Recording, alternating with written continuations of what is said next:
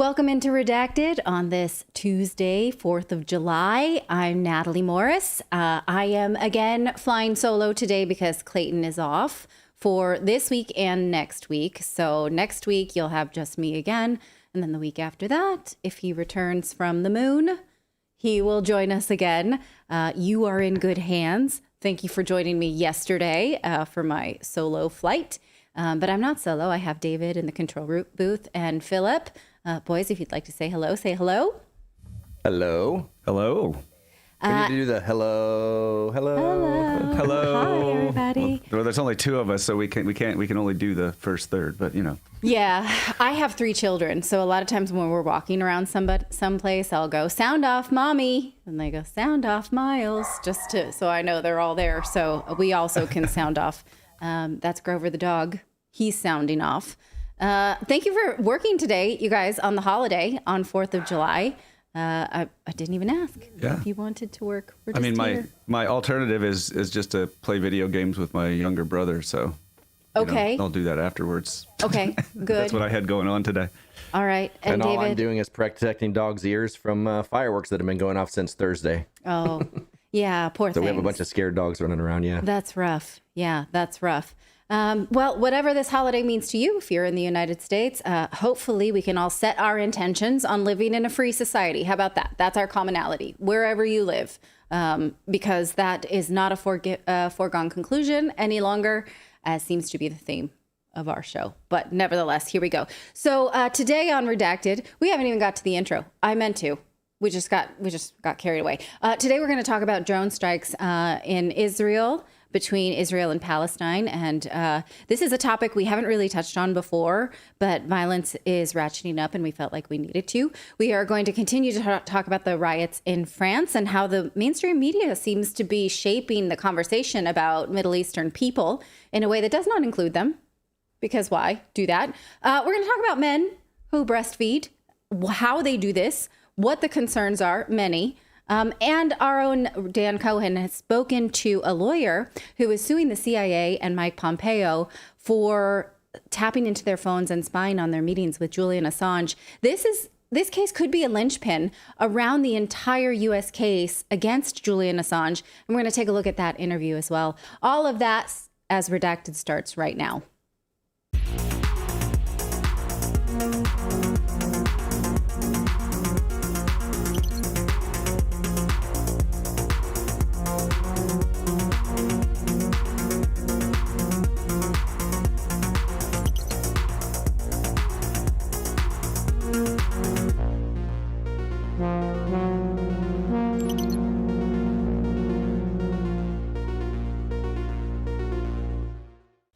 All right. Well, thank you again for joining us on this holiday. If you are celebrating, if you're not, we're here, we're working. There are things to take a look at, and we're going to take a look at those things. So I'm working. Clayton's not, but I appreciate you being here.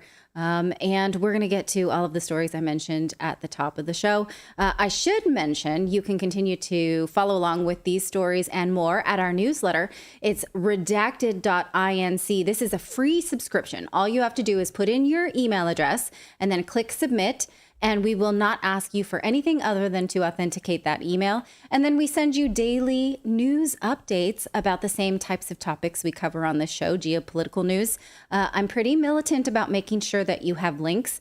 Every now and again, I look back at the newsletter. I'm like, there's a link missing there because I want you to read and digest for yourself. I don't want you to swallow any kind of narrative that we may have landed upon, because we are all free thinkers here. And I love your comments when you say, yes, I agree with you with this, or maybe you don't, have this right. I appreciate your emails and your comments very much. So this is a conversation. It's also a place where we tell you when we're going to have a show and when we're not, when we're going to be live and when we're not. So this comes to you every day that the show is live, Monday through Thursday.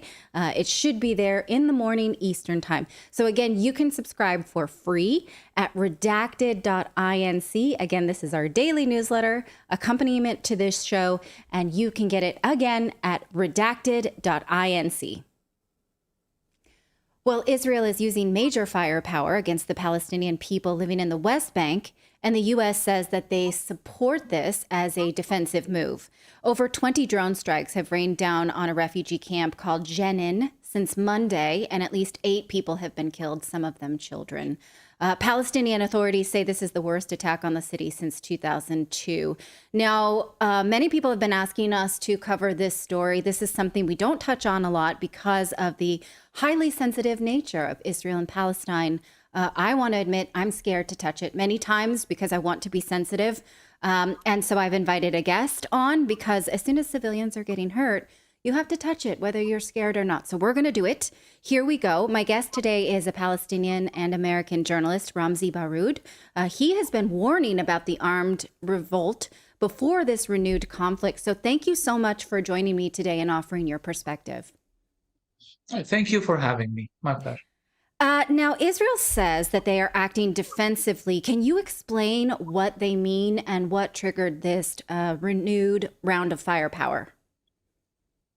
Well, in theory, Israel cannot act defensively because under international law, and this is why we really shouldn't be scared of touching this issue, because we are looking here at a very clear set of international laws and resolutions regarding what's happening in Palestine and Israel.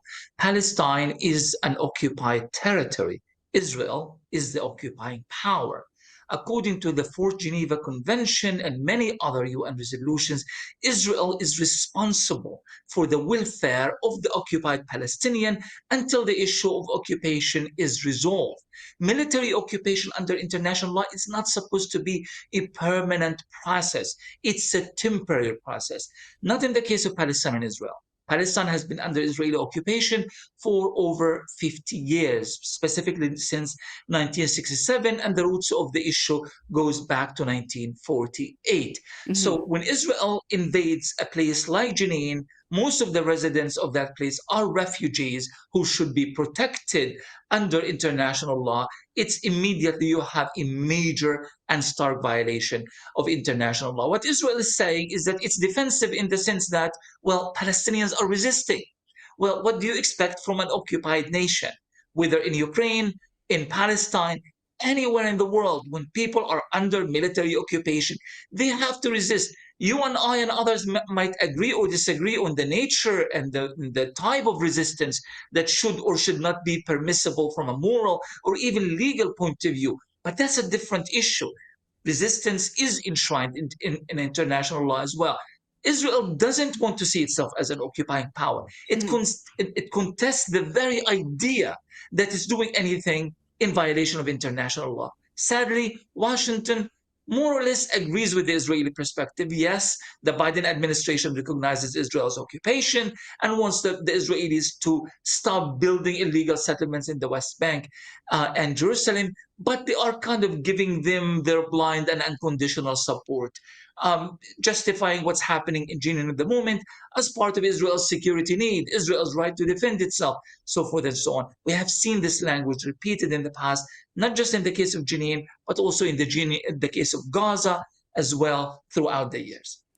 Well, one of the reasons that this is scary is because a lot of times if someone says, well, Israel should not be defending itself, which you pointed out the flaw in that statement, then that is called anti-Semitic. It seems a way to stop the conversation so that you can't have it.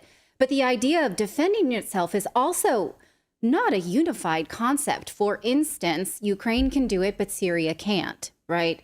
I can make many parallels like that. So let's put aside the idea of defending itself and talk about the idea of anti-Semitism. Can you touch on that? Right. So this is a powerful approach that the Israeli, what we call Israeli Hasbara, which is the version, the unique version of what we call propaganda elsewhere in the world, that any criticism of Israel is a form of anti-Semitism. And the thing about this argument, I mean, it's full of holes. To begin with, Arabs are actually Semitic people. So to say anti-Semitism, while Arabs and Palestinians are Semitic people, I am Semitic, my parents are Semitics, and our history and roots in, as Semitic people go back in Palestine hundreds, if not thousands of years. So for us to be completely marginalized from the whole Semitism thing doesn't really make any sense. But it works very well in the West. I've traveled Yes. many countries, over 50 countries around the world, in the global south and in the global north, and I've rarely come across that argument in South America, in Africa, in the Middle East, or in Asia. It's usually something that they infuse for obvious historical reasons in Europe and in the United States. And sadly, quite often it works. It's a conversation ender. You're Yeah. no longer talking about Netanyahu, the right wing government, his right wing, far right ministers who are saying these horrible genocidal statements, calling for a religious war against Palestinians and so forth. This is no longer the conversation. It puts you immediately on the defensive. Are you Semitic? Are you anti-Semitic or not? And that is a clever way of shifting from the conversation at hand. Yes. The good thing is that there are more people who have been accused of anti-Semitism than not, to the point that the argument itself is becoming weaker. Many wonderful, great Jewish anti-Zionist Jewish scholars, the likes of Noam Chomsky, the likes of Richard Falk, and a huge list of progressive anti-Zionist and pro-Palestine intellectuals from all sorts of religious or ethnic or national backgrounds have been accused of anti-Semitism, to the point it is rarely effective compared to what it used to be in the past. And in my opinion, the more we speak out, the weaker the argument becomes over the years. The point here is focus on what is happening in Jenin, in Palestine, as far as the occupation is concerned, and walk away from trying to constantly defend ourselves, because the moment we engage in self-defense, the moment the argument is lost. Right. And even Jewish people like Natalie Portman has spoken out about on behalf of Palestinian people, and she, can't be called anti-Semitic. But I think, I'm less interested in blaming names or groups than looking at, civilians being hurt. Now, you wrote in this piece that Jenin has been always a resistant camp. So what kind of resistance happens there?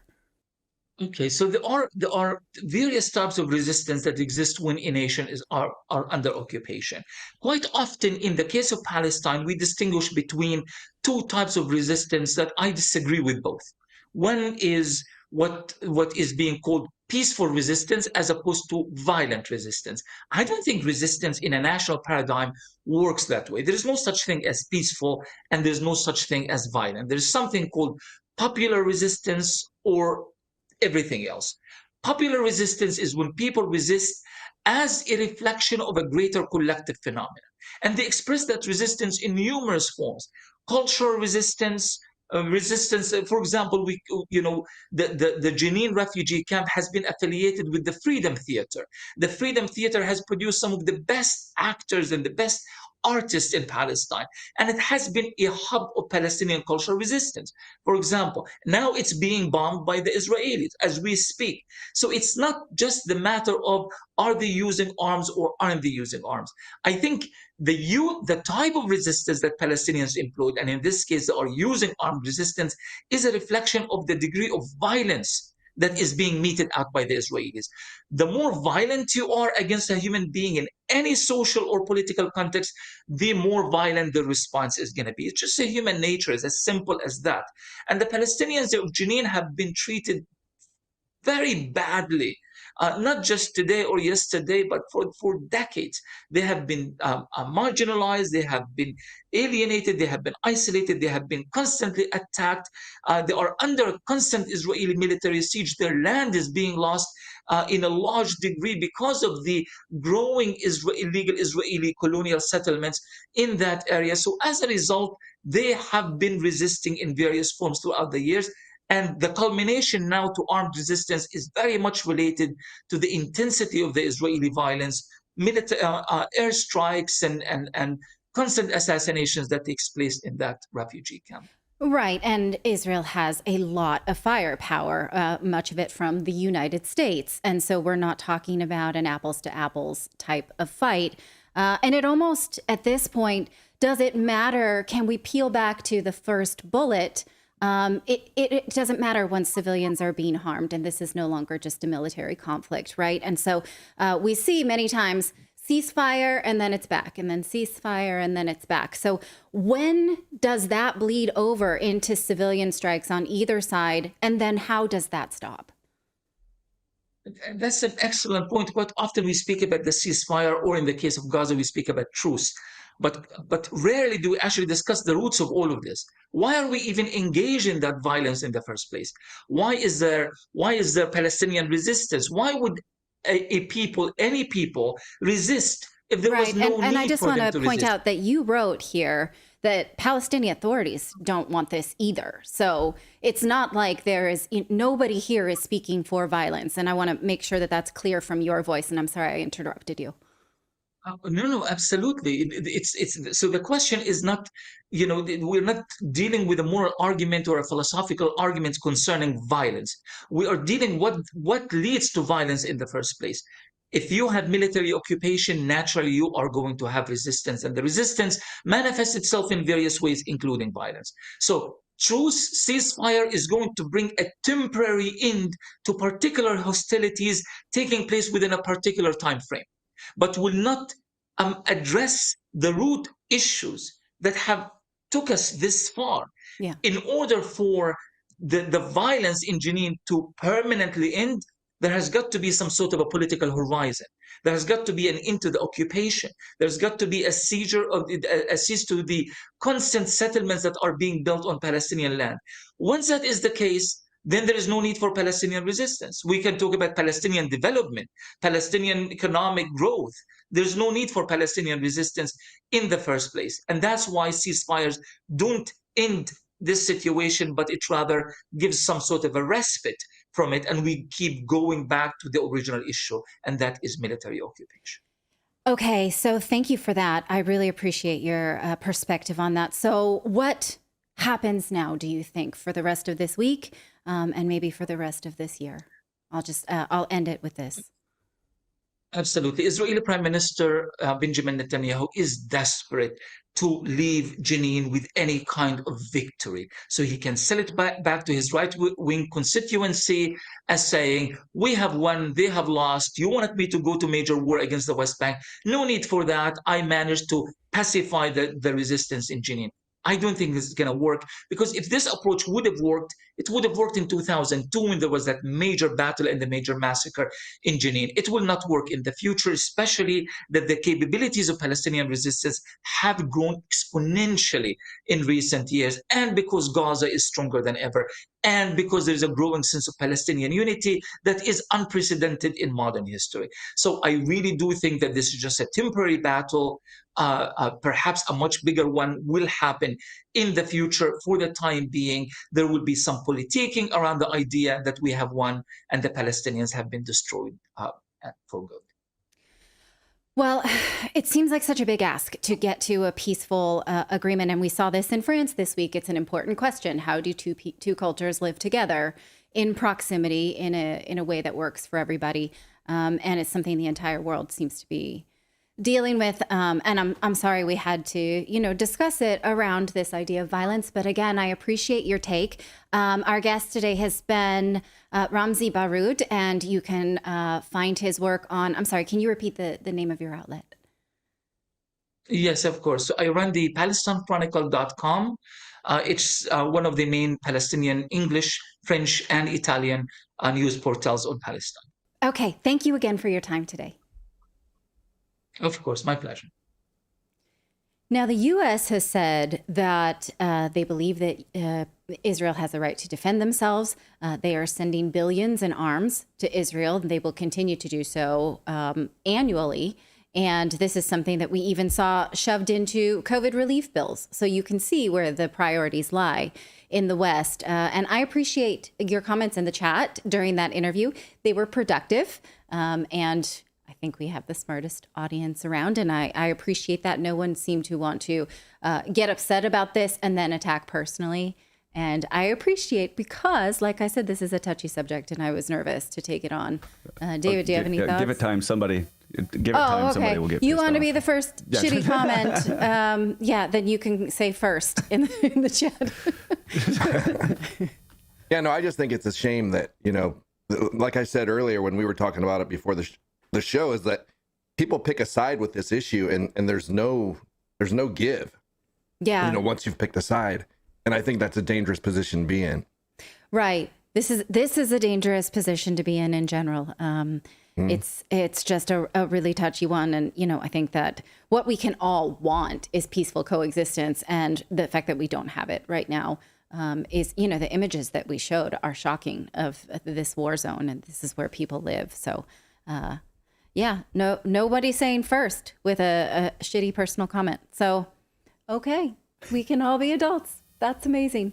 Okay. Hooray. Well, we're going to move on, and we're going to talk about, we have a lot to talk about when it comes to the riots in France, how the media is telling you what to think about Muslim people and what Muslim people think. So they're telling you both what you should think about Middle Eastern and Muslim people and what they think, without actually involving anybody who is Middle Eastern or Muslim in this conversation. Run along, little child. That's sort of how the media is doing it. Wait till you see Jen Psaki's take on what Muslim people are being manipulated to behave like. This is some crazy stuff. Talk about, one of the things that I really think about a lot when it comes to presenting the show or presenting the newsletter is, am I speaking for somebody I should not be speaking for? Am I presenting something and missing somebody's viewpoint? This is something I obsess over because I never want to speak for people or for certain groups, only just to sort of present various takes on things. And so I don't think MSNBC has anybody reflecting on that, it seems, and especially not Jen Psaki. We're also going to talk about a biological man who has, a few of them actually, who've taken it upon themselves to pump themselves full of hormones and then do what they're calling breastfeeding. I am an experienced breastfeeder. I have a lot to say about this, a lot. And we're going to talk about whether or not this is experimentation on newborn babies. It is. I'm not going to bury the lead there. And then we're going to talk to a lawyer. Dan Cohen has an interview that he's going to bring us with a lawyer of Julian Assange, who is suing the CIA and Mike Pompeo for saying that they stole data from their devices and spied on them. This could be the linchpin that crumbles the Julian Assange case. If governments were working as if they are supposed to be, it would. But around Assange, we've seen that they don't. So we'll see what happens, and I'd love your take on this interview. But first, we want to tell you about our friends over at Private Internet Access, because have you ever tried to watch something that was from another country and you couldn't watch it? I myself am very into Korean Netflix shows, not Squid Games, because I'm a little whiny baby. But I really liked, for instance, The Extraordinary Attorney Woo. If anybody's seen that, it's wonderful. It's just a feel good. It's something that I need after covering the topics that we cover. And I need a VPN to do that, because a lot of times you need to fling yourself into another location in order to do that. Boys, do you like any far-flung TV or programming that you can't watch without? I don't really watch anything. Yeah. I don't really watch anything. We don't watch TV really.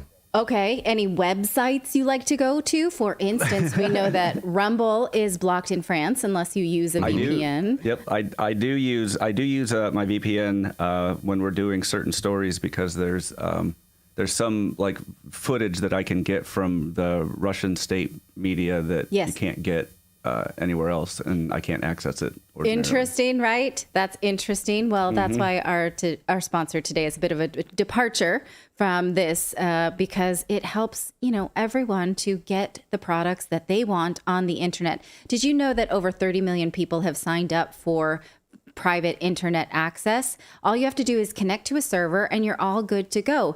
It's really Private Internet Access that offers fast servers in over 80 countries, plus every U.S. state. Plus, the VPN is very user-friendly. There are apps available for all devices, smart TVs included, and one subscription can be used to protect for an unlimited amount of devices at the same time. So we want to tell you how to explore this option and get private internet access. Right now, you can subscribe by heading over to piavpn.com/redacted. That's piavpn.com/redacted and get an 83% discount. So that's just $2.03 a month. Plus you get an extra 4 months completely free, but you must go to this website, piavpn.com/redacted for a truly private digital life. Just one more time, I'll repeat it, piavpn.com/redacted. With the riots in France, the West is trying to shape how we feel about Middle Eastern people in very different ways. Now, in France, we're told that Middle Eastern people and Muslims in general are powerless and abused and left to rot in society and mistreated, and thus we have these violent riots. Now, in the U.S., we're being told that the GOP is weaponizing Muslims against the transgender community as if they have no agency of thought of their own. This piece from former White House spokesperson Jen Psaki left me nearly speechless. And the right wing has focused their fear-mongering on trans people. And who better to go after the new enemy than the old enemy? Consider this from 2015. We cannot be the warehouse of all these, Muslim people coming from these far-flung lands where we're just not going to be able to control who becomes radicalized, who doesn't, because of technology. It's impossible. Now, if you can believe it, Laura Ingraham is rallying Muslims against books in schools with LGBTQ plus themes. Us Catholics and other Christians, other people of faith have been waiting for the Muslims to step up on this issue. In an interview later with Semaphore, Laura Ingraham's guest, who you just saw on the screen, couldn't believe how ironic this all is. He said, quote, 5 years ago, Laura was saying we shouldn't have Muslims in this country. Now she's saying, thank God the Muslims are here. Just to summarize, the right-wingers, the conspiracy theorists, the birthers, they now want us to forget the years they spent fear-mongering about Muslims and Islam. 10 years ago, standing against Sharia law was the key GOP litmus test. Now that litmus test seems to be how fervently you oppose transgender people. Just listen to what Trump himself had to say about that. Even he doesn't exactly know why he's attacking them. It's amazing how strongly people feel about that. You see, I'm talking about cutting taxes. People go like that. Talk about transgender. Everyone goes crazy. Who would have thought 5 years ago you didn't know what the hell it was? So what you just heard in that video, that sounds an awful lot like and reminiscent of what George Wallace, a staunch segregationist, once told a newspaper editor. Quote, I tried to talk about good roads and good schools and all of these things that have been part of my career and nobody listened. And then I began talking about Black people and they stomped the floor. So let's be clear. This is the same old GOP playbook, another cynical ploy to tear at the fabric of our society and damage the idea that out of many, we are one, all because they want so desperately to regain the White House. So in other words, she's saying Muslims can't think for themselves. If you hear them say that they are not supporters of the transgender agenda, they don't mean it. That's just the GOP speaking for them.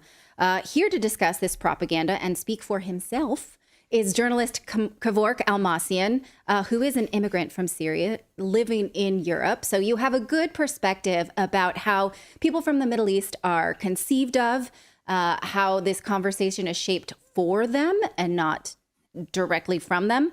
First of all, let's talk about the riots, because you spoke out about the French riots, condemning them, but then pointing to the fact that this mass migration is a result of the destruction of these communities. Can you explain that?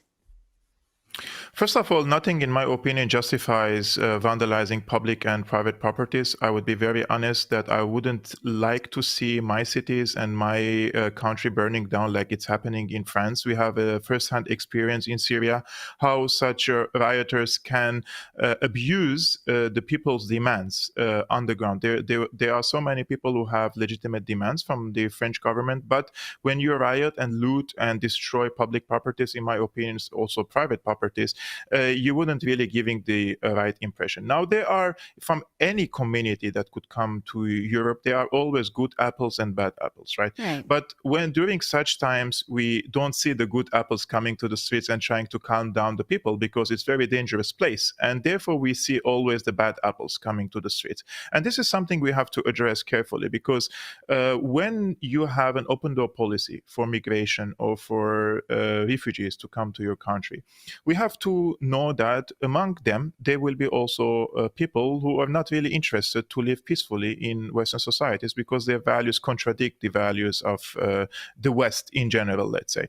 So when you speak about these issues, and when you say, yeah, in our countries, we have also very good people, they can come in Europe or in the United States and they can integrate, but there are also some people that we have to be a little bit careful of, right? But when you say these things, you're categorically and very quickly accused of being a fascist, you're accused of being a self-hating Syrian or self-hating Middle Eastern, etc., etc., etc. I myself, I'm Middle Eastern. I'm a secular person. I believe that all religions and sects should be treated equally. But some communities, in my opinion, they want to have their special status when they come in the Western societies. And that is who is helping this process of creating, for example, ghettos in Western society, Western countries, are the radical left. The radical left says, for example, in Germany, kein Mensch is illegal, which means no person is illegal. So anyone could come to Germany, anyone can bring himself to Germany and come. And my point is, everyone who is eligible to come to Germany, if he's running away from a war, then he's a refugee. He can apply for an asylum, right, if he proves his case. And if he's an economic migrant and he has some sort of skills who can bring something with him, then those are very legitimate cases. People can do this stuff, right? But at the same time, why not checking the background of the people before they arrive here? I'm in Germany for 8 years now, and with my own eyes, personally, I've seen people who were fighters in Syria among the Islamist militants, and they're now walking here in the streets freely. They're getting loans from the banks or living on the taxpayer money of the people who work in Germany, and they're creating troubles. But when you point your finger to these people who are, in my opinion, they're minority, but they are loud and they can cause troubles, right? Mm-hmm. And when you say that we have to isolate these people or probably check their background with the Syrian government before they arrive here, you are attacked by the media. Human rights abuse, right? Yeah, yes. Exactly. So even you are not allowed to ask for the deportation of these people from Germany, because they say if we cannot send them to Syria because Assad will torture them. This is the official narrative. But that doesn't make any sense for the people living here, because if there are, let's say, 10 refugees and one of them commits a horrible, heinous act, and you don't punish these people in the correct way, then the Germans or the local communities here, they do reaction against such acts. If this person is punished, for example, a rapist, how is it possible that a person who rapes a woman here in Germany, who comes from, let's say, an outside country, can only receive 5 years in jail? And we know that there was a gang rape of this woman. This woman's life is over. So it doesn't make sense, in my opinion. Also, the laws and regulations that are applying on the people is also encouraging such theft or such activities in this community. So in my opinion, there should be tougher background checks, and also very importantly, to impose the harshest punishment on the people who refuse to act in a civil way. And I'm very careful about this case, because I've been already attacked by the German media multiple times for stating these obvious things. But it's very important to isolate the radicals among the good people who are coming from the Middle East, North Africa, from everywhere, right? Because in Germany now we have the number one doctors in Germany. Like we have the Germans, they have the highest number of doctors. The second highest number of doctors are from Syria.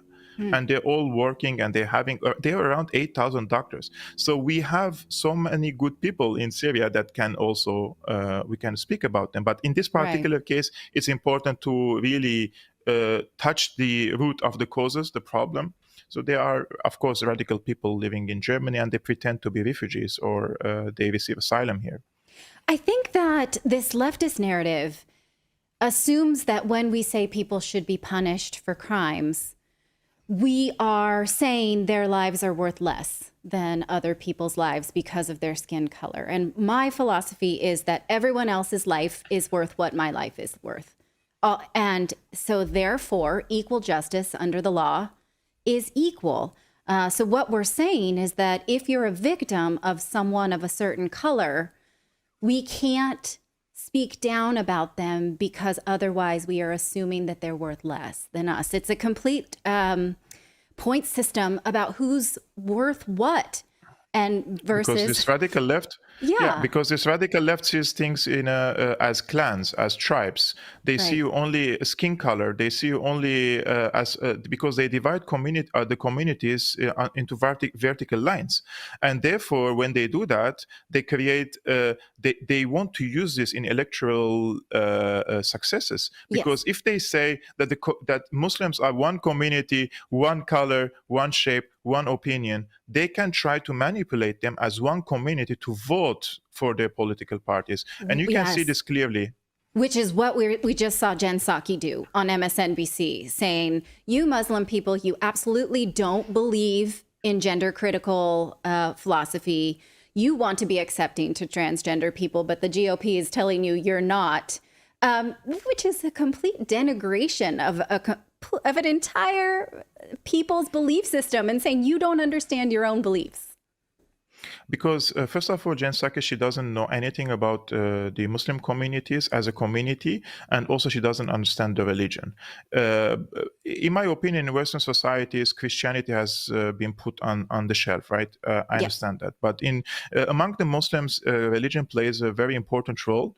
It's a way of life. It's not only a religion that can organize the individual affairs, but also communal affairs and also the affairs of the community with the state. It's a religion of a state and a religion of yourself as an individual. And in Islam, for example, this gender identity or whatever they're trying to choke us with their own ideology is forbidden.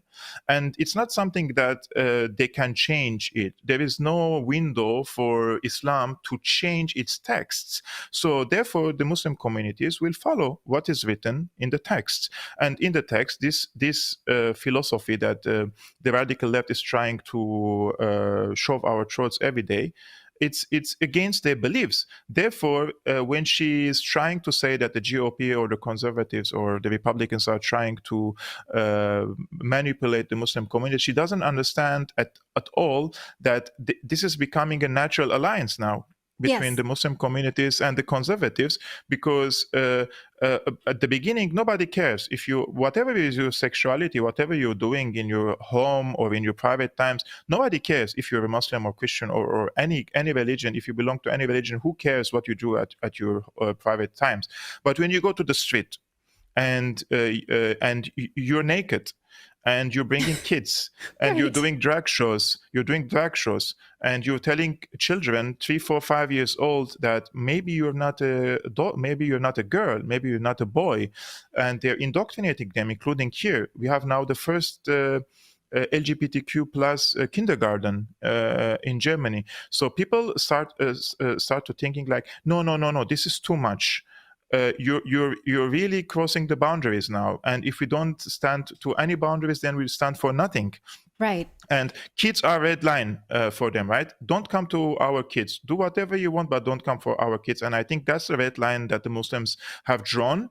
And I think the conservatives have come as a natural allies for them, because there is no other people who are standing against them. And rest assured, if there is a necessity for to go to school boards, speak with the teachers and protest, real protesting, is the Middle Eastern community, whether they are Christian or they are Muslims. They are the ones who are gonna oppose this attempt, I would say, to sexualize the kids, which is, in my opinion, very ridiculous. But the left will take any opportunity to tell minority groups that they are their advocates. It doesn't matter who they are, right? But they don't tell them that they have become refugees, and also they have become refugees or migrants in these countries because of the policies in the Middle Eastern and North African countries. When these people arrive in Germany or in the United States, they embrace them. They try to tell them that we are tolerant, and they give them job opportunities or scholarships, etc., etc. But nobody says that these people on the left here in Germany, for example, they're the ones imposing sanctions on many Middle Eastern countries, right? Yeah. And they're creating this economic misery that the people are trying to flee from their own countries. We stand for you here, but your relatives back in Syria who can't get antibiotics, we don't stand for them. Let them vote. Yeah. Let them vote. Right. Yeah. And maybe, just maybe, this is a way for different communities to understand their common values rather than their differences. If we have an alignment with the Christian community and the Muslim community, and also non-secular people like yourself, that say that kids are a tripwire. This is a red line. We support family values and also the innocence of children. So this is a conversation that would cost a lot of people a lot of power, don't you think? Yeah, we have to draw a line, in my opinion. This is very, very important. Otherwise, they will try to push further. Every time you accept a new, let's say, an ideology or a new gender that they create every day, they will come something more crazy the second day. As long as you don't set up the red line, they're going to come and push it further and further and further. So it's very important to draw the line now. Secondly, when you draw a line and when you create natural alliances between different people, regardless of their religion, sect, and ethnicity, you are already destroying the attempt of the radical left. And I'm very specific because there are so many good left parties and left-wing people. But the radical left that is trying to create a zombie society, which is based on vertical lines that they consider Latinos as one block, the Muslims as one block, and the Africans as one block, and then deal with them as one static community. Mm-hmm. And when you break that, and when you create natural alliances between these people, regardless of their sect and religion, an entire process in the past 2 to 3 decades, you already broke that, destroyed that process that the radical left was trying to implement and enforce on the people. So this is very dangerous for the radical left, such as Jan Psaki, that she was I watched the video, and to be honest with you, it's very clear that she doesn't know anything about the Muslim community. I'm not sure if she has any Muslim friends. Maybe if she has, they are very liberal like her, but most of the Muslim communities and Middle Eastern communities are very conservative, and they want to preserve their family values. They want to preserve their authority on their kids. Your kids are your kids, not the state's kids. Because remember what Joe Biden said at the beginning of June during the Pride Month, when he was talking about the trans kids, and he said, "We support you. You are our children." What does it mean we are our children? They're trying now to tell you that you as a parent, you don't have a say over your children. And if you disagree with our ideology, and it's coming, they're going to regularize, and they're going to impose new laws and regulations, and they will say you're not fit to become a parent, and they will take your children from you if you don't accept their way of life. I'm from Middle East. I was born as a Christian. I want to have a children, and I'm terrified in this society, because if I want to have a children in this society, and if they're going to indoctrinate my kid in the school, and then I will lose my children, it drives you, you lose your sanity, because that's it, because the most valuable thing any person could have is his and her children. And if they can take over your children by hijacking their brain and turning them against their parents, and that's the end, in my opinion, for any healthy society. This is something I deal with a lot when my children go, say, to a camp or a school trip, and the booklet that they send say children will be separated by gender. I'm like, can we clarify what we mean by gender, that it's biological sex? Because I'm very concerned that my daughter is in a room with children. These kind of things are absolutely haunting when it comes to being a parent at this point. So thank you for offering your perspective on this moment, because again, I feel like a lot of the Western talking points are around talking down to people from the Middle East or talking for them. And I would never want to do that. So thank you for offering your perspective as always. It was fantastic. Thank you very much for having me. All right. Well, thank you for your comments on that segment. He is my favorite person that we have on this show. He's one of our, most requested guests, and people really respond well to him. And I love it. I'm glad for that too, because it offers a different perspective when someone can, give a perspective that's not speaking for Middle Eastern people, not speaking about them. I grew up in Fremont, California, where there's a large Afghan population. And I know that, you're not even really supposed to ride in cars with boys in some of those, communities. Like, they have different interpretations of mixed gender. And it's not for me to say how they behave, whether that's right or wrong. So it's interesting for the right to say, well, that's being weaponized. They don't actually feel that way. Absolutely, they do. Do you want to say something, David? Yeah. Did I cut you off? Well, he's drinking water.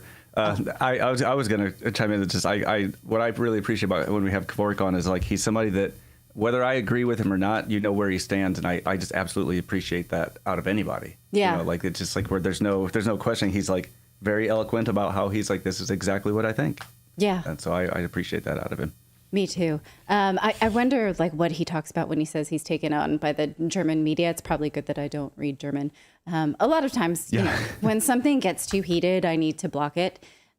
Just sort of block it out from my peripheral vision. Even heated arguments on Twitter, I can't. The things we deal with on this show, they're too energetically big.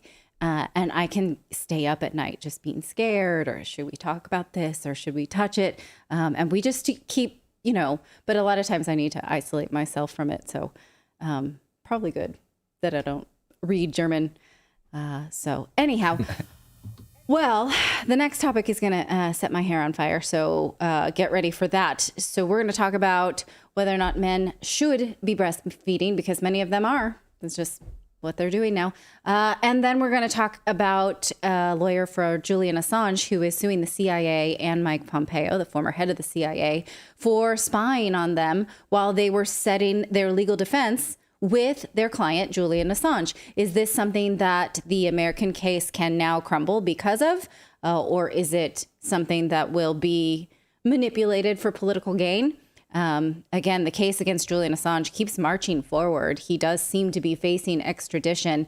And I've been reading a book by a man called Nils something. I'll have to find the title, about the case against Julian Assange. He is a UN special rapporteur who has been going to 4 different governments, the UK, Sweden, Ecuador, and the United States, and detailing all of the human rights violations about Julian Assange, starting with his sexual abuse case and all the way through, and how just these governments seem to just do whatever they please, even though there is a protocol for how to treat somebody like this. You are not supposed to be able to extradite for espionage, because that is an obvious politically motivated extradition. But they are anyway. David, were you going to say something? Well, I was going to say something. Niels Melzer? Yes. Melzer? Yes. Melzer. Thank you. Yeah. Philip, Oh, and I was going to say, like, at this point, I'm interested in this story because, like, that they're going to extradite him no matter what, because of the sunk cost fallacy. Like, the U.S. has put too much into this to not do it. So they don't give a damn about the rules, what the laws are. They're going to do it. I mean, that's just guaranteed. He's going to get extradited to the United States because they won't let it not happen. Yeah. There's too much face to save here. And so that's why the rules are just completely bent from the get-go. Even just the part about the sexual abuse allegations, they're really complicated. The women who reported it, they didn't want to report the R word that sometimes gets us canceled on certain platforms. So I won't say it, grape without a G. They went in specifically to use the police to force him to take an HIV test because they had both willingly had sexual relations with him. Neither of them had considered it that. The narrative was taken from them, and they then never got their HIV test, which was their original thing that they were both freaking out about together. They had sort of teamed up. So, the government had compromised his civil rights in the investigation, all manner of ways, and they compromised theirs. They were supposed to be left nameless. They were, the narrative was completely stolen from them. And there are text messages between the two of them saying, they've arrested him? What? They're saying, this? What? This has been manipulated from the get-go. Even the pictures of him leaving the Ecuadorian embassy, looking all crazed. Someone had specifically stolen his shaving kit weeks before. So in advance, in preparation for those photos, knowing that he would be pulled out of there and wanting him to look extra crazy. I mean, that in and itself may not seem like a huge human rights violation, but he has been the target of a lot of the worst of it, the worst that nefarious powers can throw at you, he has received. So anyway, we're not going to talk more about Julian Assange until later. I jumped the gun. We're going to talk about men breastfeeding first. But first, I'd like to tell you about our sponsor, Bird Dogs, because Bird Dogs are here to make you look good this summer. Bird Dogs are stretch khaki shorts that are designed to fit slimmer through the thigh and leg and give you this truly sculpted look. They're khaki shorts designed to fit you and fit like khaki shorts, but they are ready for whatever fun things you're going to do this summer. They fit way better than regular shorts that are made of stiff, restricting cotton. Bird Dogs fixed this issue by inventing cloud knit fabric that looks like khaki, but stretches so you get this slimmer fit without having to sacrifice on movement. Plus, it uses this anti-stink sweat fabric, sweat wicking fabric that keeps you cool and dry all day long. Just last week, I dragged Clayton along to this 8K race that he didn't want to go to.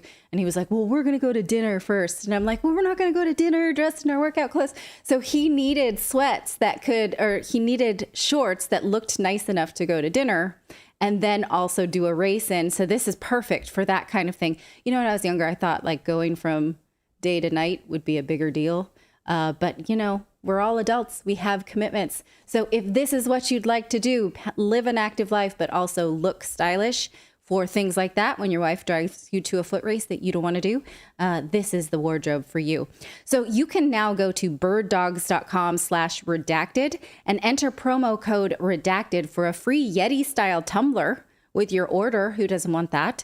That's birddogs.com/redacted, or use our promo code redacted for your purchase plus a free Yeti style tumbler. You won't want to take your Bird Dogs off. We promise you. All right. Well, a biological man has successfully breastfed an adopted child. This is a trans-identified man who says that he's a woman and was able to take a cocktail of hormone therapy in preparation to feed an adopted baby, according to this case report. Now, this report goes through what they were able to do. This person presented themselves to a doctor's office and said, I would like to breastfeed. And, I got 6 months to do it. Baby's on the way. Can you help me? And these doctors said yes. And a pediatrician then followed up with this child to see how it was thriving or not based on taking the chemicals from this person's body. Now, this here I'm about to show you is presumably not the person in question. This is another breastfeeding biological male that went viral. Now, just look at this post saying, in the end, I only breastfed my child for a few weeks. I then had to stop because I had a cancer relapse and didn't want to poison my child. Here's me on the bus on the first round, on the way to the first round of chemo, like breastfeeding for the last time. Now, I get that your last nursing session is very emotional. I've done that 3 times.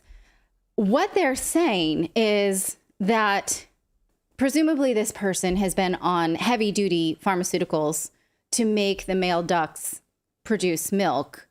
And then that person's body developed cancer or relapsed into cancer. And so that's why they stopped breastfeeding.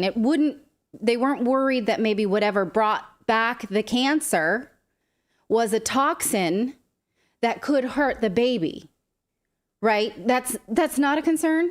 Nobody here's worried about that, David? Well, yeah, I was going to say, like, saying that they didn't want to give them the cancer treatment drugs, but like, is the whatever properties or chemicals they had to put into this person to produce milk, is it really milk? Like, you know what I mean? It's like, are the nutrients there? It seems like those are going to be just as bad of chemicals potentially as the cancer drugs. We're going to get to that, to whatever it is that's coming out of the male ducts, because there is some comment on that and the fact that it's not really tested. We don't really know. But a lot of these cross-sex hormones have been associated with cancer. So you're not worried about being pumped full of hormones in order to turn your body into something it does not naturally look like. But you're then worried once the cancer starts because of radiation. That's not being a good parent. It's not. What these men are doing are using something called the Newman-Goldfarb Protocol. It was originally developed to help biological women who adopted or had a child via surrogacy to breastfeed. Now, here's what it entails. Here's from the UK Hospital's Infant Feeding Network saying that what this is a combination of contraceptive hormones, physical stimulation through a breast pump, and domperidone,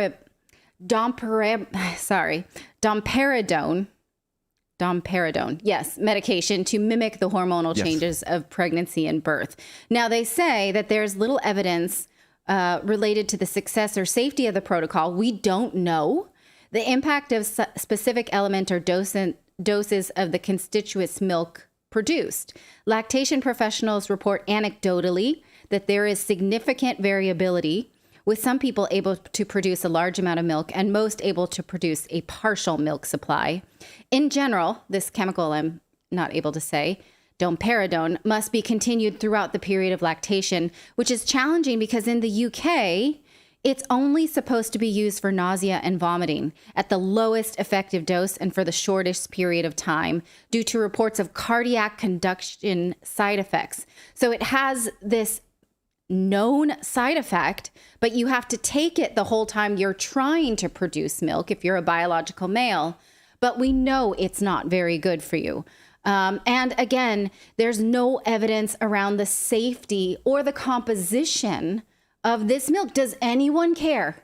Does anyone care? Now, when you donate your breast milk, which I've looked into because for my daughters, especially, I had a lot of milk. Like one time this is probably TMI, but I'll tell the story anyway. I was going to buy a book in a children's bookstore and I went to hand over my credit card and I went like plink, plink on my wrist because it was just like everywhere. And the woman at the bookstore was like, what's happening here? Do we have a leak? It was me. It was just so much. Like, you can't stop it. And I realized that this is a great problem to have if you're a nursing mom. But so I looked into donating my milk, especially because my daughters would not take a bottle. Like, they would take their little fists and punch it. It was me or nothing. It didn't matter if I left the house. Nothing mattered. But you have to have your milk tested if you donate it to a milk bank for HIV, HPV, hepatitis, syphilis, tobacco, alcohol, among other things. You cannot donate milk that is not tested and give it to other babies unless you're a man, I guess. Go ahead, David. Well, I was going to say, and the thing is, like, anything that you put in your body, doesn't matter what it is, anything you put in your body at the time you're breastfeeding goes into that milk and in a concentrated form. So it's like, the baby's getting a concentrated form of whatever that is. And so if that drug has side effects for people, it's going to have the same side effects for the baby. And it's like, do you not understand that? Like, if they're like, hey, side effects may include this, this, this, and this, well, that transfers to the baby too. It's like, well, I think I could handle those side effects in order to get the feeling of breastfeeding my baby. Yeah. Nursing moms, we're not supposed to have coffee because that could rile up your baby. Some certain foods like broccoli make your baby gassy. You're supposed to avoid all kinds of things. There's a specific, if you want to go on a contraceptive, there's a specific type of birth control pill you can be on because they don't want the hormones in the baby. I'm going to talk about that further in a second. So for biological moms, we have to be careful, and we want to, because nursing is important, but the baby is more important to biological moms. To people who are gender ideologues, the nursing is more important to validate their gender identity than the baby. And that to me is criminal. The case we're talking about today, not the person who had cancer, but this other person, it was supervised by doctors, but it wasn't even this man's baby. The man's partner, boyfriend or girlfriend, had the baby conceived, I think, with someone else. And then the trans-identified male decided to try to feed it as an exercise in womanhood. I presume because the partner may have been a biological woman who identified as male. And for those people, breastfeeding feels a little too feminine, and they just didn't want to. So again, not that they didn't try or they didn't think they could, or they were worried about the hormones on the baby, but they didn't want to because it hurt their ideology. Okay. We may not be talking about the world's best parents here. So they're calling this an adopted child of the biological male who decided to breastfeed. Now, here's what the case report said, that this person was on cross-sex hormones for a total of 6 years. Here is all of the cocktails that they were taking. Look at estriadol. We're going to get back to that for a second. Apart from that, they said no main risk factors except, below. They said they had laparoscopic cholecystectomy. Cholecystectomy. Thank you. Cholecystectomy, yes. That is a minimally invasive surgical procedure used for a diseased gallbladder. So we're not talking about an otherwise healthy person. This otherwise they were fine. But they were on this major cocktail of cross-sex hormones to turn their body into something else, and had a diseased gallbladder. But otherwise, go ahead. Let's see if you can feed a newborn baby. Again, the estradiol that we're talking about that they were taking to become a woman is an estrogen steroid. Again, if you have a baby and you're nursing, and you want to go on the birth control pill because you're not ready to have another baby, they don't put you on a pill that has estrogen. You have to go on a pill without estrogen. It's called progesterone only because they don't want you to pass that to the baby, and because estrogen actually reduces milk supply. And so you're messing with yourself, right? They do say that they lowered this person's estradiol in advance in 2 weeks before the baby came, so that it wouldn't mess. Here's what they said. They went to a low dose patch of estradiol, and progesterone was lowered as well. And then the baby was born, 6 pounds, 13 ounces, and the patient breastfed exclusively for 6 weeks. That means that baby was not getting anything else. So this gives me a lot of anxiety as someone who knows that babies need to eat a lot in the first 6 weeks, and they were depending on a biological male. They did not supplement. During that time, the pediatrician reported that the child's growth, feeding, and bowel habits were developmentally appropriate. And then at 6 weeks, they began to give the baby formula. Thank goodness. I have a question, too, that I don't know that they're like, are they only talking about the medications that were taken specifically for the breastfeeding and leaving out a potential antidepressant or anxiety medication these people may have been on? Or do they, because I know a lot of those, if you're on them, you can't just get off of them and then go on other medications. You have to wean yourself. So does the study talk about that at all? They just leave that out? No, it's here. Okay. It says the medical history of this person had panic disorder, for which they were taking occasional clonazepam, and insomnia, for which they were taking zolpidem.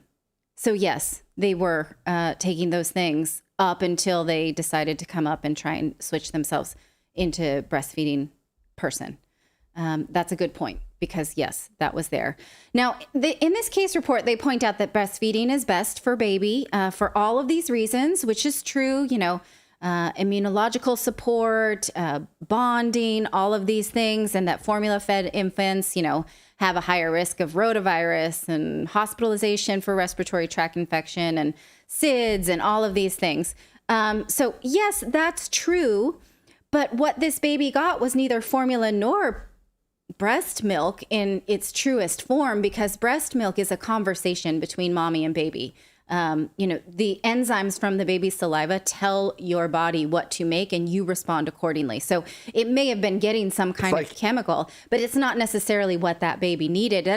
We don't know at all if this breastfed baby got any of those benefits, because we don't know anything about this type of fluid. Go ahead, David.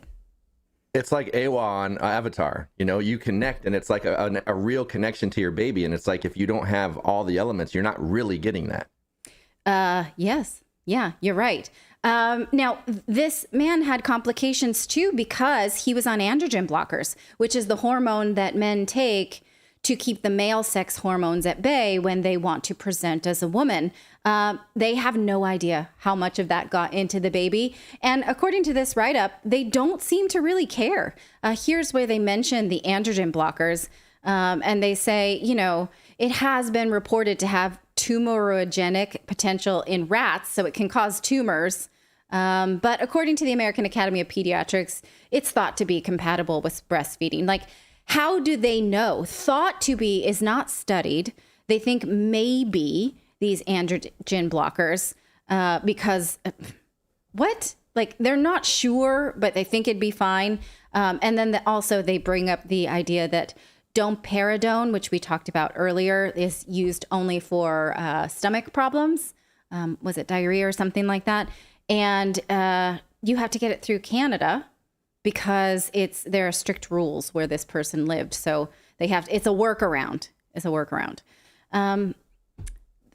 This is medical experimentation on an infant. Yeah, otherwise, you'd have a bunch of little Luigis running around, little babies with big, thick black mustaches, probably.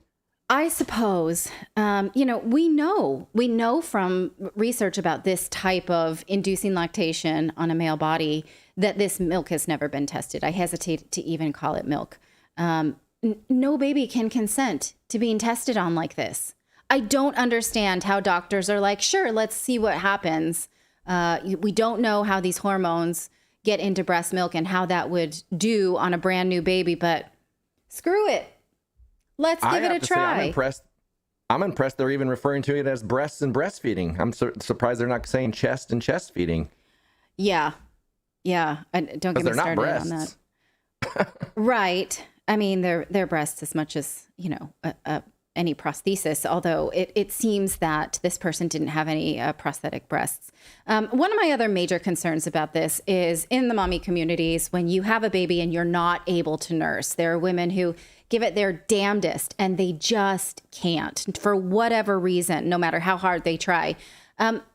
Those mommies put aside their need for validation as a new mommy, because they know that their stress about not making milk and the risk of their baby going hungry is not worth it to the baby. So they put themselves second in order to put the baby first. That's what a real mother does. What this person did is the opposite of motherhood. You don't say, oh, this will make me feel good, and tell everybody else that I'm a real woman and it will signal something to the world. This person doing this to a baby, an unwitting baby, is not a mother or a father. It's a selfish person. And the doctors who went along with this, they should have thought of the baby first.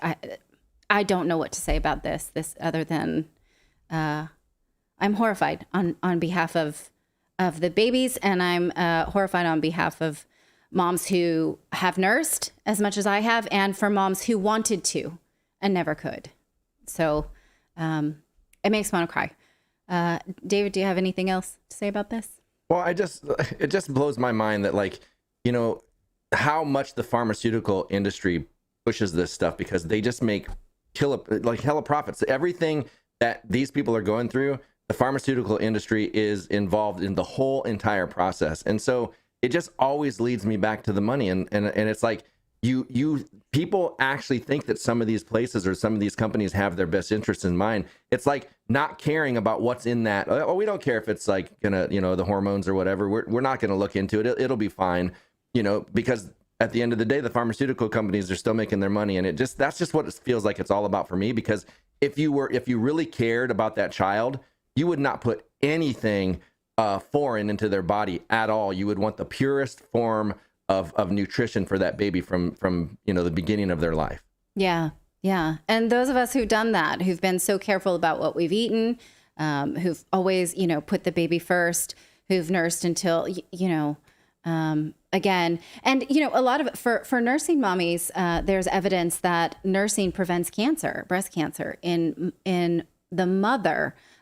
This, again, puts them in a separate category because whatever that person was doing to themselves brought back on their cancer. I'm not saying that these are a directly related result, but we do know that a lot of those cross-sex hormones have correlation with cancers. Again, who cares about the baby, right? The baby then becomes a prop. Helen Joyce, the author of Trans, today she posted that she wasn't even going to post the picture of the photo that I showed you in the beginning because she felt like the baby was an unwitting participant to someone's ideology and being used as a prop. And I agree with her. I showed it to you anyway for illustration of, what is being out there. And I'm torn about having done so, but I did that. And we're going to call it for this segment. So let us know what you think in the chat, if this can be construed as anything other than medical experimentation on newborn babies. Okay, we're going to talk about the lawyer in the Assange case. This lawyer is suing the CIA and Mike Pompeo for spying on his conversation with his client, Julian Assange, and tapping into their electronics. Now, could this be the linchpin in the Julian Assange case, which is marching forward like the ants go marching in? We don't know, but our own redacted correspondent, Dan Cohen, spoke to this lawyer, and we're going to see what he has to say.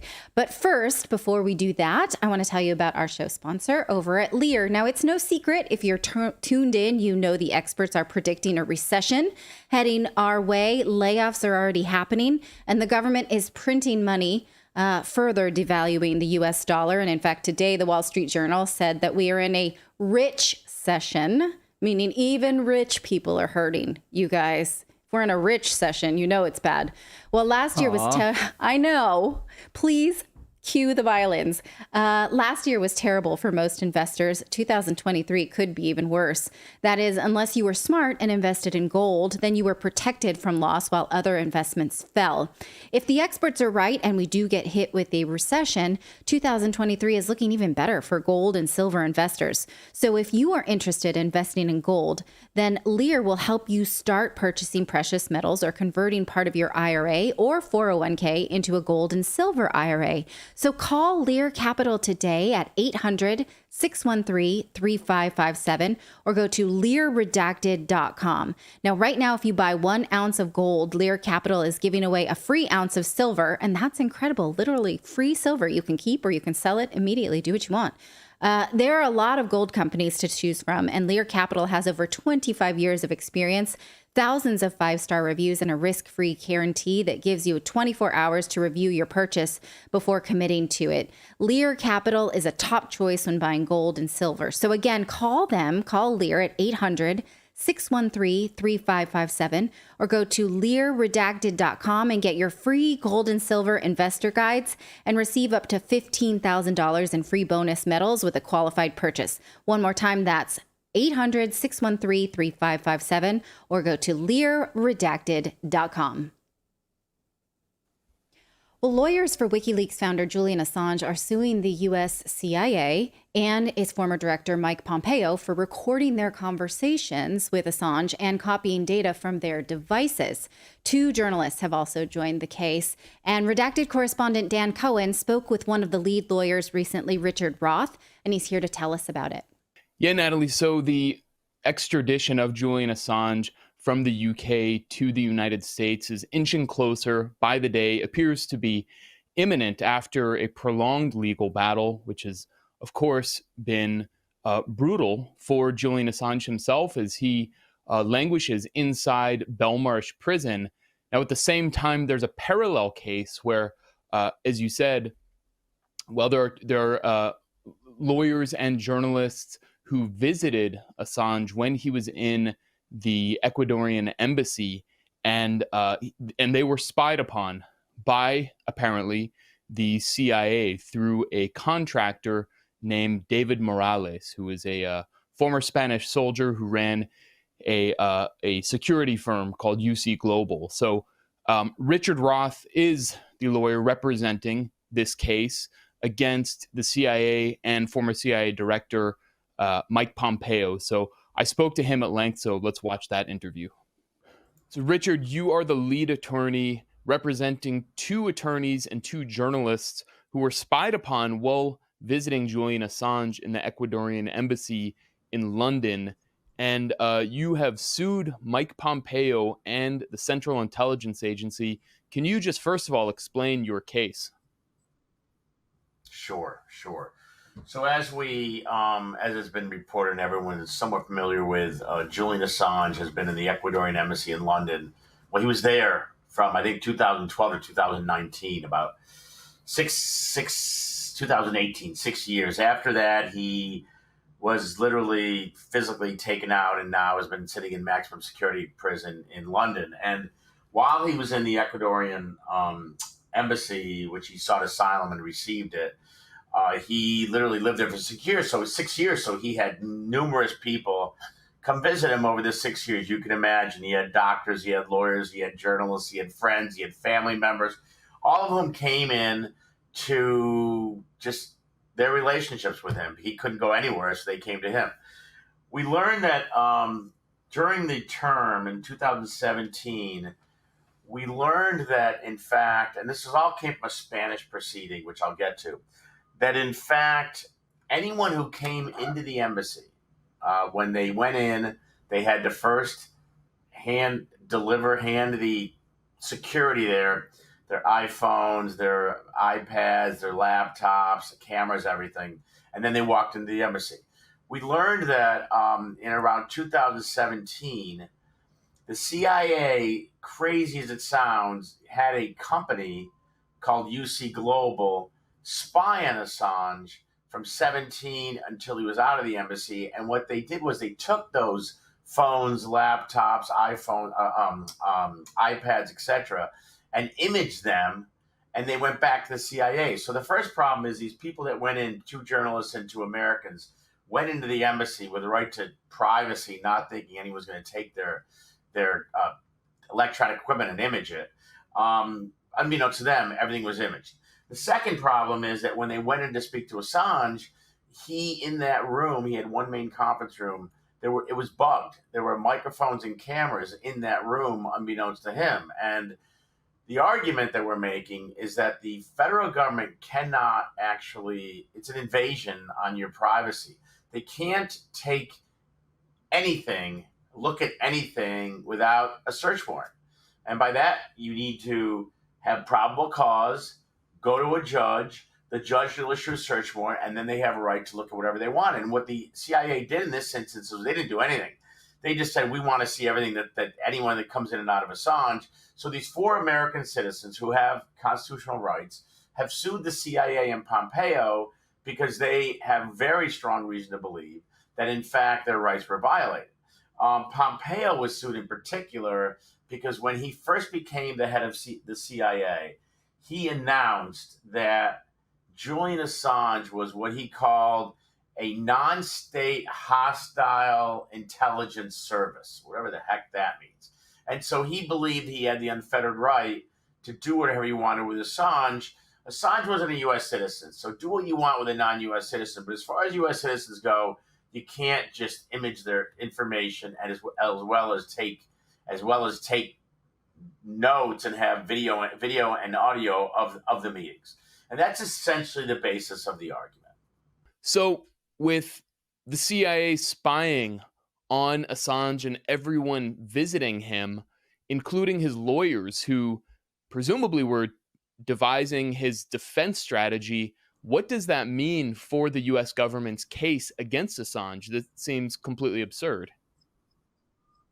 Yeah, think about it. Not only does the CIA have all of the information that was imaged from the lawyers when they went in, and there's doctors for that matter, but they actually have the video and audio footage of Julian Assange sitting with his lawyer, preparing a defense by a case brought by the CIA. So it is very problematic if and when he comes to the U.S., and we believe he'll be extradited very soon. That'll be a motion that's going to be made before the federal court judge in Virginia. How can Assange properly defend this case when the government not only make allegations against him, but knows what his defense starts? They overheard conversations. So it'll become very messy in Virginia. But just to think that the government has that information, it's even worse than that. Because think about it. If Deborah Erbick and Barton Kunstler, both of whom are lawyers, walked into the embassy and handed their cell phone and their laptop was imaged, then the CIA has confidential communication between not only them and Assange, but them and their other clients. So if Miss Erbick or Miss Kunstler have a file with John Smith, the CIA has that file. And it's just totally inappropriate for the CIA to actually just image everything without getting any kind of authorization by a judge. So on many levels, it's very troublesome. It's also troublesome on the doctor-patient privilege. Doctors going to see Julian Assange, and in fact, the CIA has his medical information, which no one should have.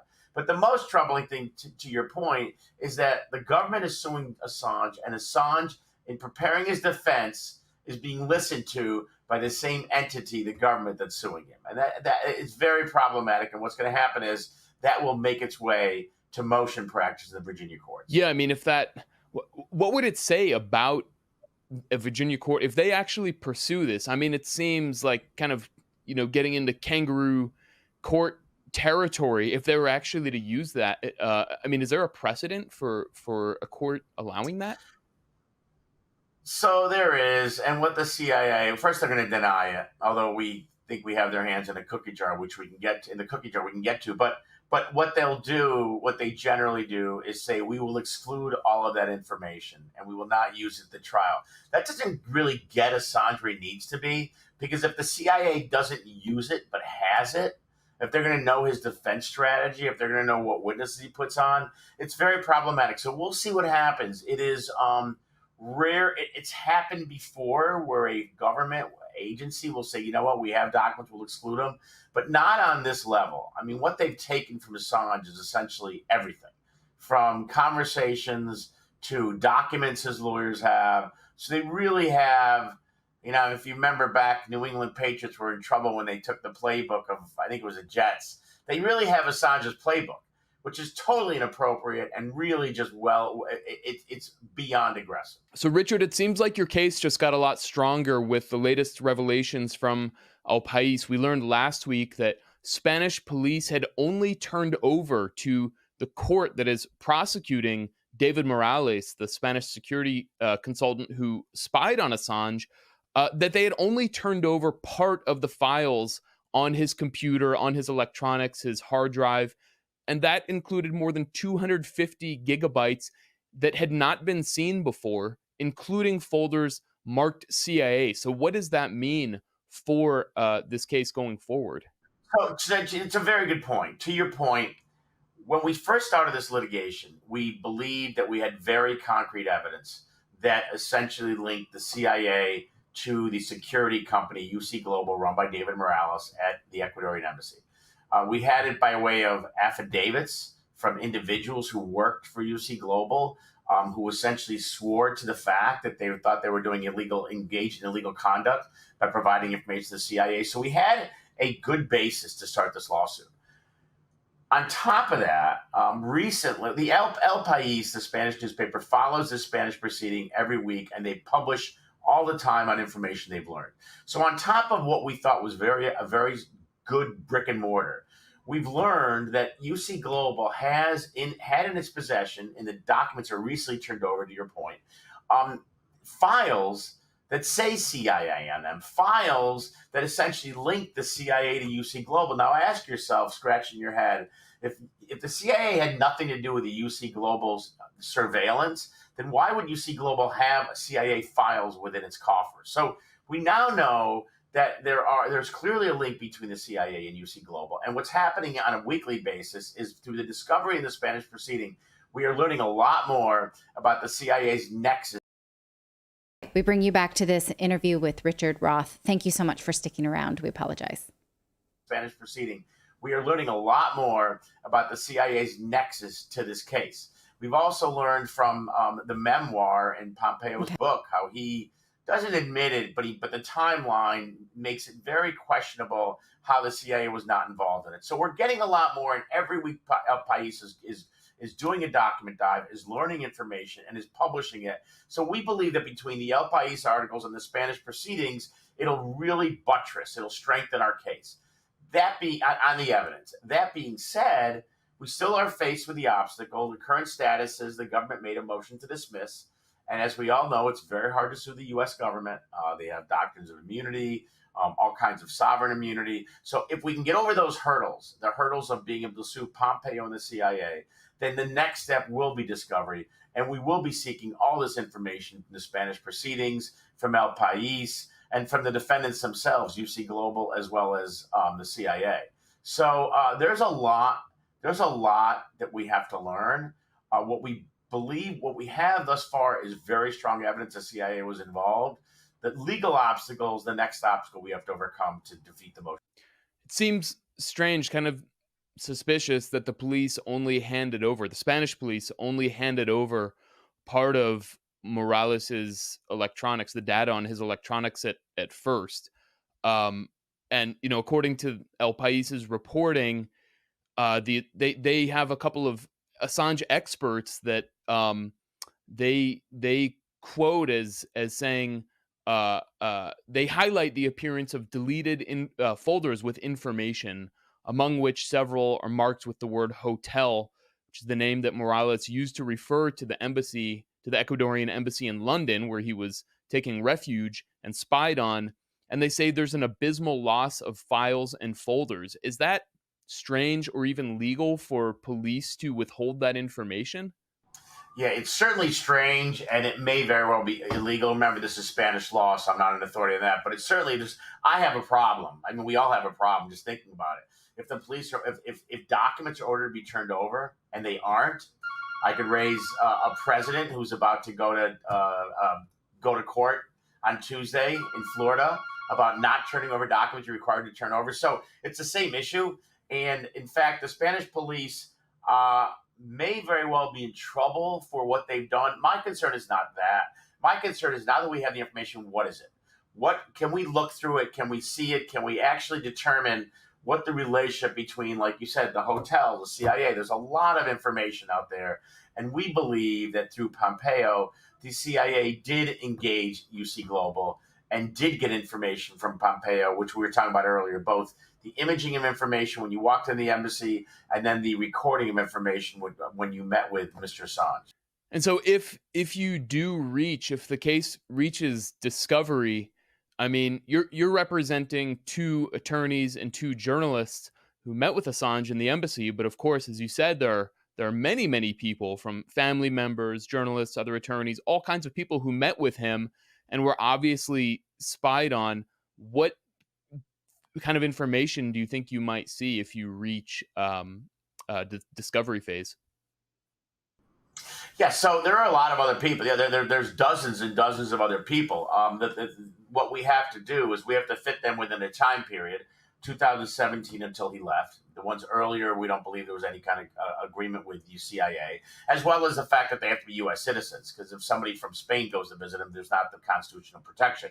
So those are the two limitations. But we think through discovery, we're going to get that information. We believe we're going to get Deborah Erbeck's image computer. We're going to get Margaret Kunstler's image computer. We may even get Assange's criminal lawyer out in D.C., his information. So we think there's a lot to get. We are very confident that everyone that went in there was both imaged and recorded. And it's only a matter of time. Again, the legal obstacles they're surmountable because it's hard to sue the CIA. But if we get past that moment, the first thing we do is go to the Spanish courts and say, let us see it too. So we think that there's a lot of information that really will embarrass the CIA, because let's think of the irony here. Julian Assange is essentially going to be extradited, and he's going to be tried for essentially wrongfully locating and disclosing information, which is exactly what the CIA is doing. They are wrongfully taking information from Assange. So there's a real irony here in what's going on. We hope that what we hope for a lot of things. One is that we get that information, and two is that in the Assange case, this issue is front and center because it's just really inappropriate for a governmental agency to take all your information and then try you with it. And so all of this comes as the UK recently rejected Assange's appeal against extradition to the United States. So as Assange is closer and closer to being sent to what few expect to be a fair trial in Virginia, the case against him is becoming more and more absurd. And UK Home Secretary Priti Patel has 2 months to decide on this extradition. So what would it mean for the UK to allow him to be extradited, given what we know at this point? So it's very interesting because the politics are unfortunately into play. During the Trump era, there was a real, an aggressive pull to bring him back to the U.S.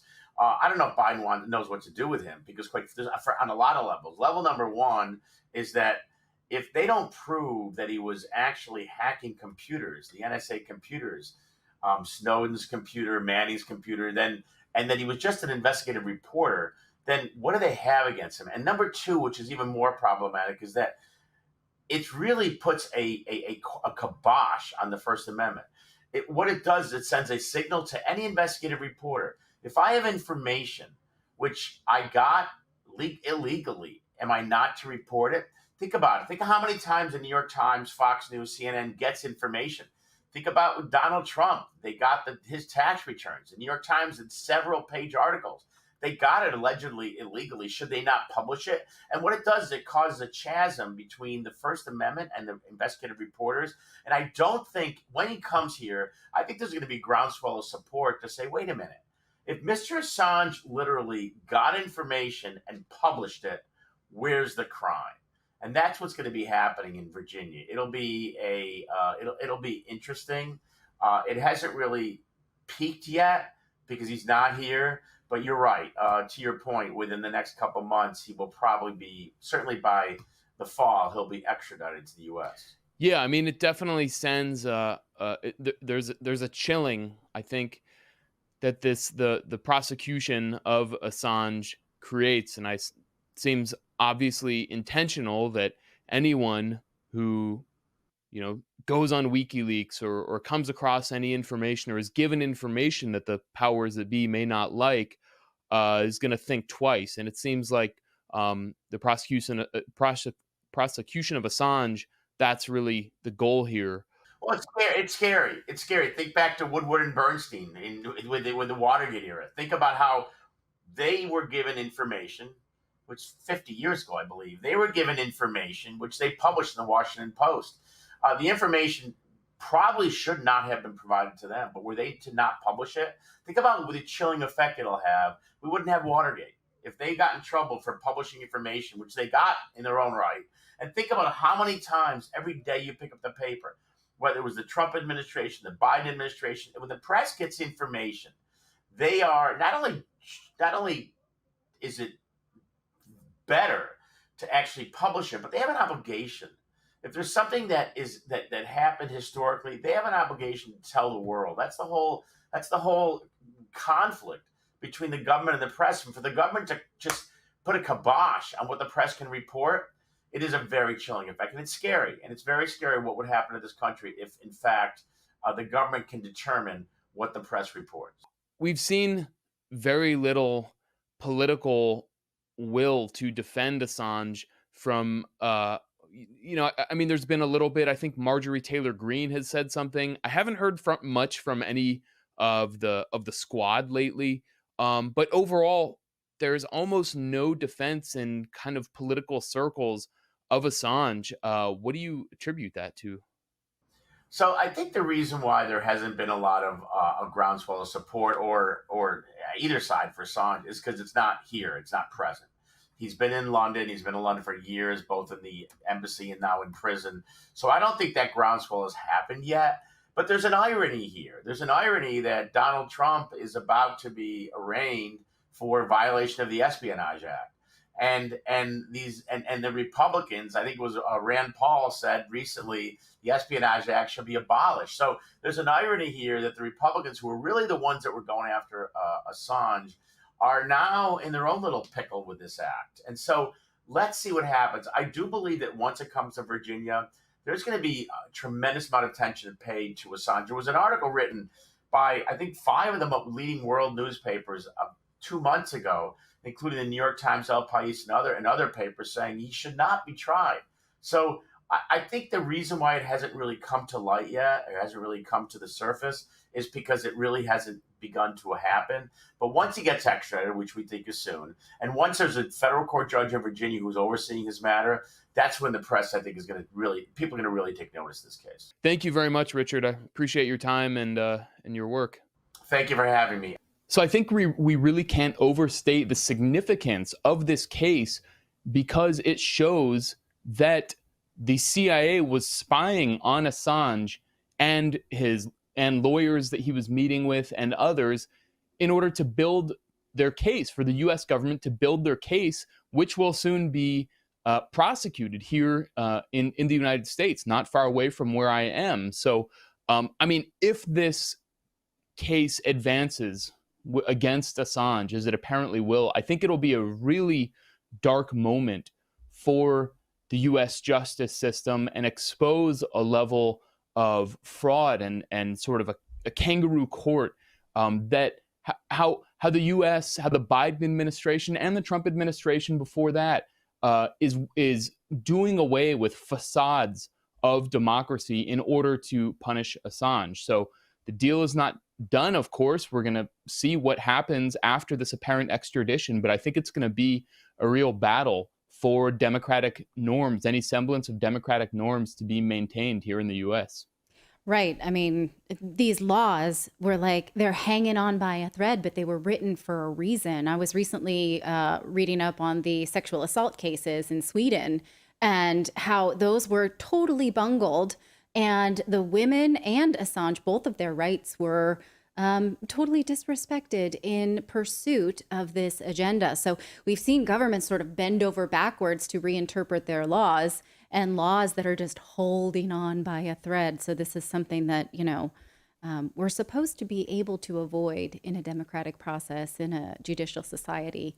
But it's fascinating to watch. And so we appreciate you keeping us abreast on this one. Thanks, Natalie. That's going to do it for us here at Redacted for today. I will be back here tomorrow. You don't get Clayton again until the 3rd week of July. You've still got me. He should be back a week from Monday if the aliens return him safely. And we'll keep you posted on that. So thank you again for joining me. Remember to like and subscribe to the channel and share it with your friends. Also check out the newsletter and all that we have to offer at redacted.inc. We really appreciate you being here. I'll see you tomorrow, 4 p.m. Eastern. Thanks so much, everybody. Have a great night. Have a happy holiday. If you're celebrating, I hope you're safe and your family is safe. Okay, bye everyone. Enjoy.